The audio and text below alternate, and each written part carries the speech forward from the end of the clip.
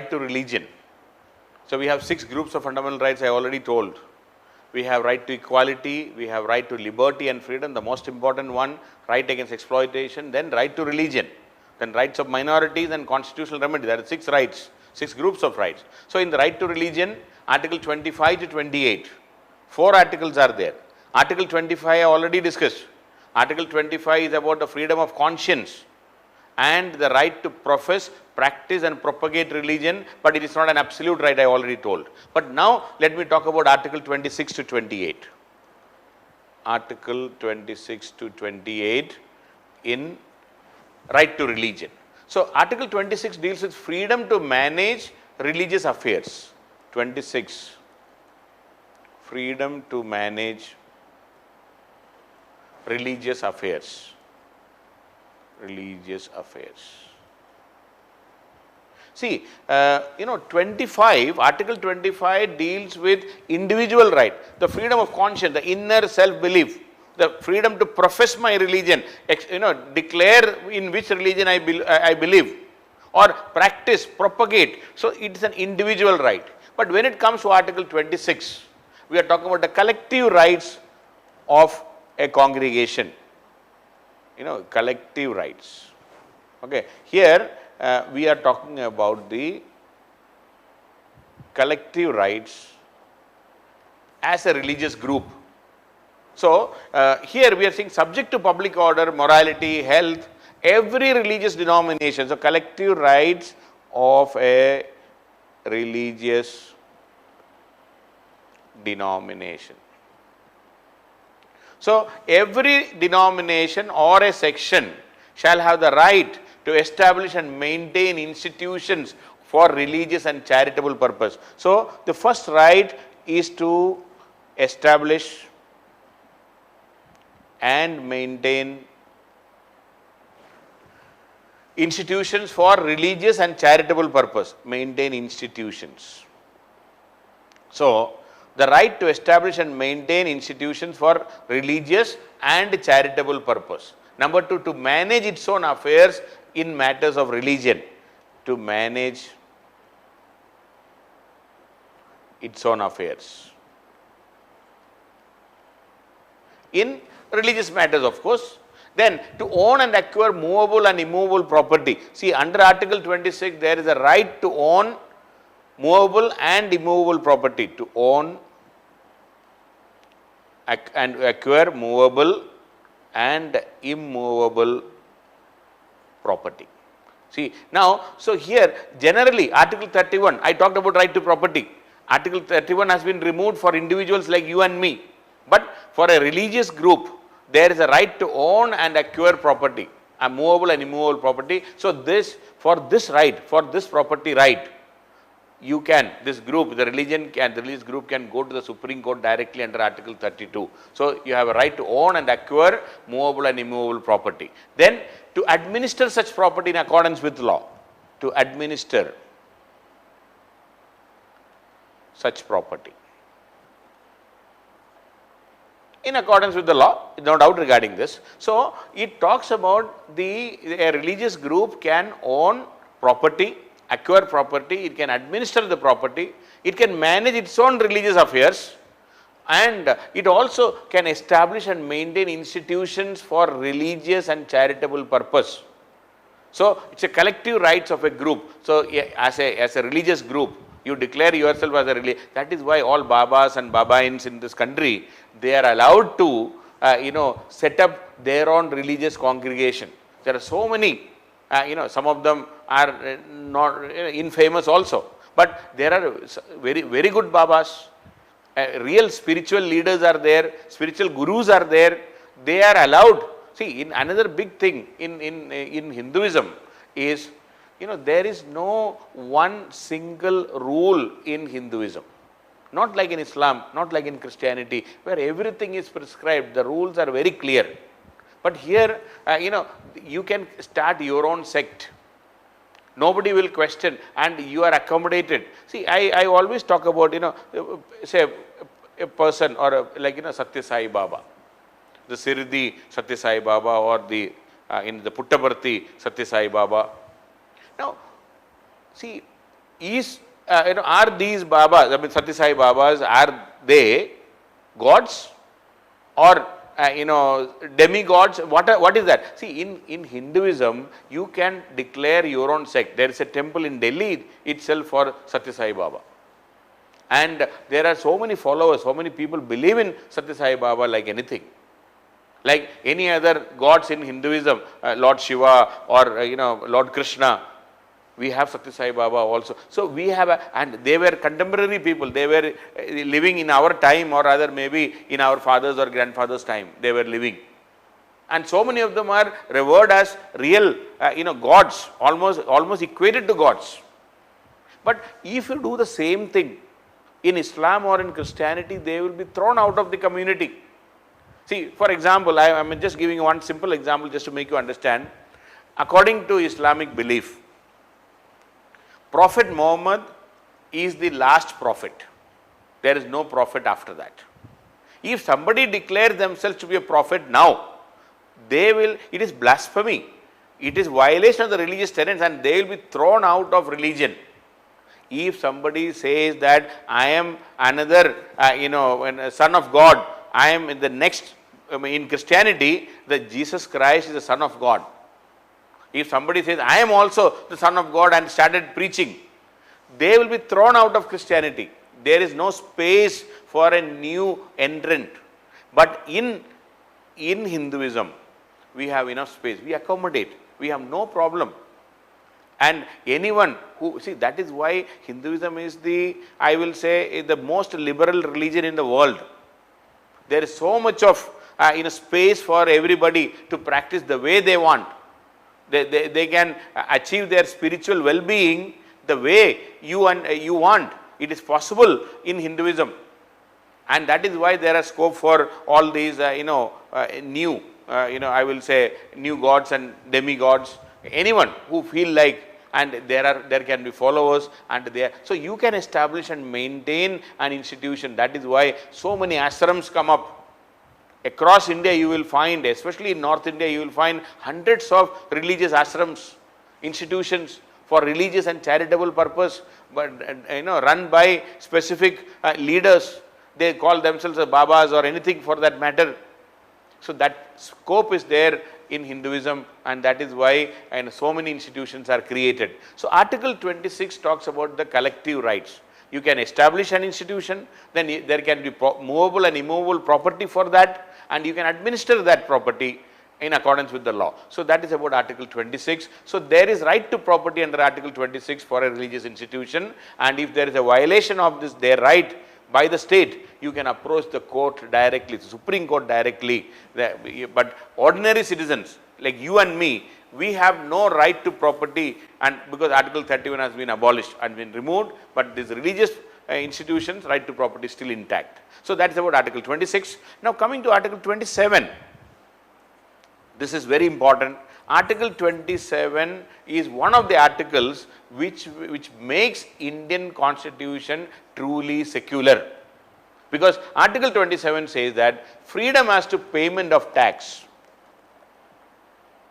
Freedom as to payment of tax for promotion of any particular religion. For promotion of any particular religion. So the freedom of payment of tax means no tax can be imposed, or no person shall be compelled to pay any tax, and the proceeds of that tax cannot be used for promotion of any religion. Suppose, just imagine the Ram Mandir.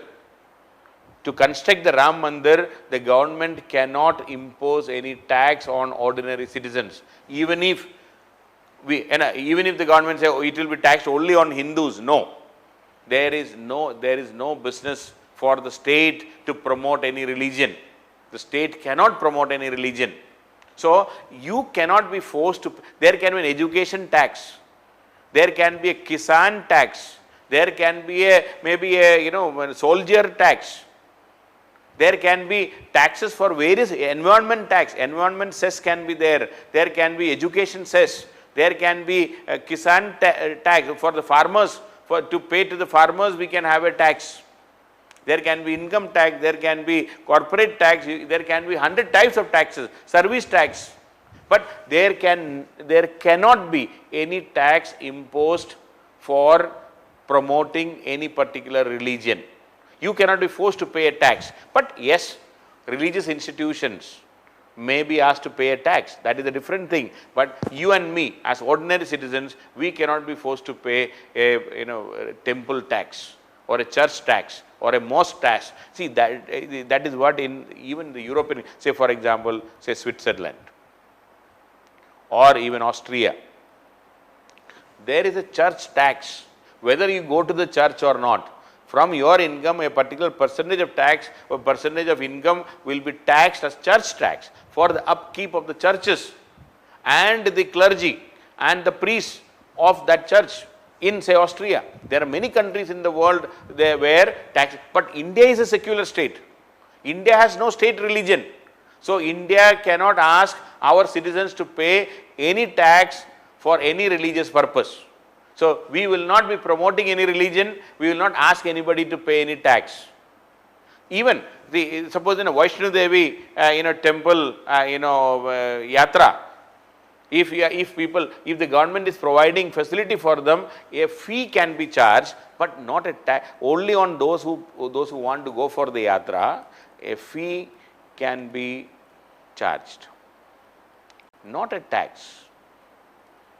There cannot be a common tax for all citizens of this country for promoting any particular religion or any religious institution or any religious program. Kumbh Mela, UP government has done elaborate arrangement for that, but UP government cannot introduce a tax for the promotion or for the upkeep or for conducting the Kumbh Mela. But UP government can charge a fee from all those individuals who want to go for Kumbh Mela. That is okay. But there cannot be any taxation. So Article 27 makes India truly secular. Makes India truly secular. There cannot be any tax. So that is where the state will not interfere in the religious matters and state cannot promote any religion. That is the meaning of Article 27. Now coming to Article 28. So again another article which makes India secular. Article 28 deals with religious instructions in educational institutions. Religious instructions in educational institutions. Now the question asked in our country is, since India is a secular state, can there be religious instruction in a school or in a college? In a normal college, in a college or in a school, can there be religious, can the religion be taught in that school? Now the answer is yes and no. See, first of all, for this purpose, Article 28 classified the education institutions into 4 categories. 1, state institutions, meaning the government school, the government hospital, medical college, the IIT or All India Institute of Medical Science or IIS or Delhi University or JNU, all are, JNU. These are all state institutions, fully funded by the state, owned by the state, fully funded by the state. Then there can be aided institutions, state which is called aided institutions, meaning the state may give aid to the institutions, like the St. Stephen's College in Delhi, and a prestigious institution, aided. It is aided by the government. Aid is there, government supports them. It may be owned by the Christian institution, but aid is given by the center, by the government. Okay, aided. Then recognized institutions.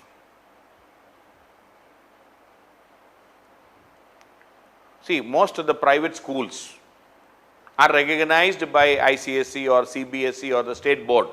So there is recognition, no funding from the state, no funding from the government, that is recognized institutions. And a fourth category, institutions.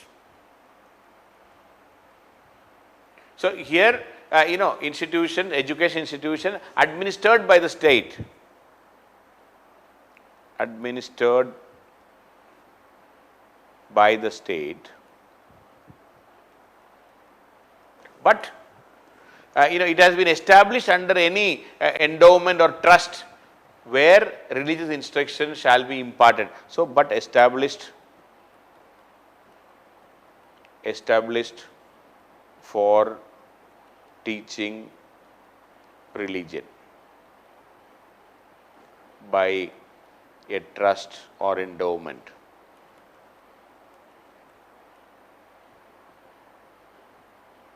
Okay, it has been established by a trust or an endowment for teaching religion, but right now it is run by government.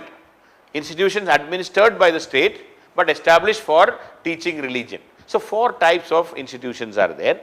Now, in the first category, Article 28(1) says, Article 28(1) says there can be no religious instruction whatsoever, no instruction.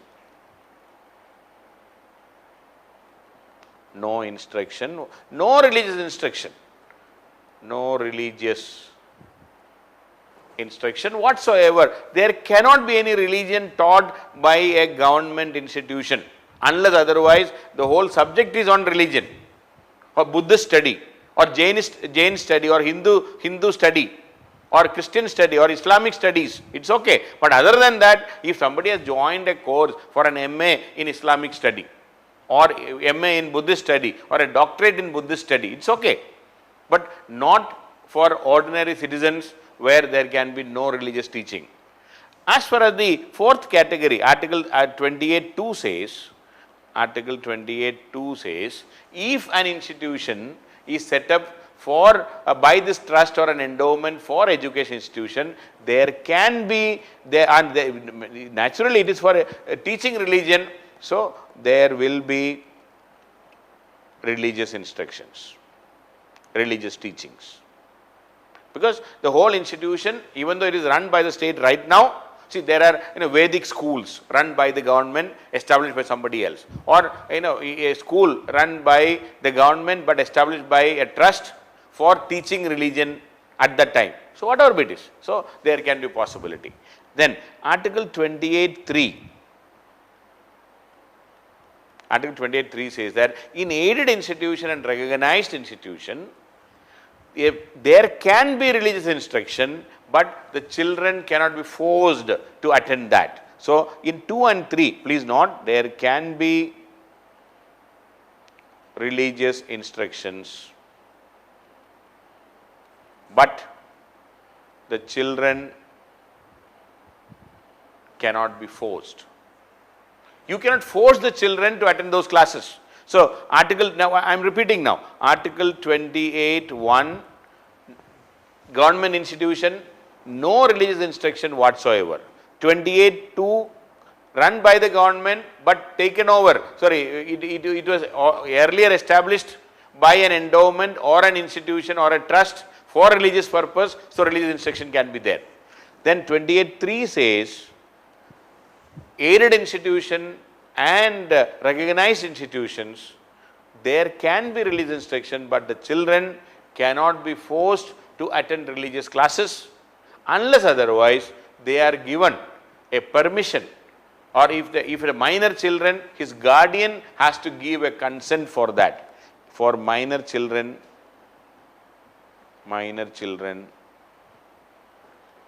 the guardian should give a consent.